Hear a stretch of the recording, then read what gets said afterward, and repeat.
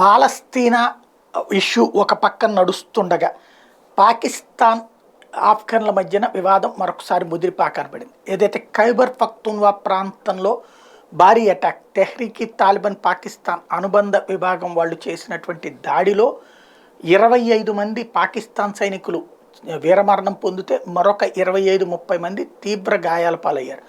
ఏకంగా సైనిక స్థావరం మీద ఒకప్పుడు మన పఠాన్ కోట్ మీద మన పుల్వామా మీద చేసినటువంటి అటాక్ తరహాలో వాళ్ళ మీద జరిగినటువంటి అటాక్. ఇప్పుడు దానికి సంబంధించినటువంటి అంశంలో కీలకమైనటువంటి చర్య జరుగుతోంది. ఇక్కడ ప్రధానమైనటువంటి వ్యవహారం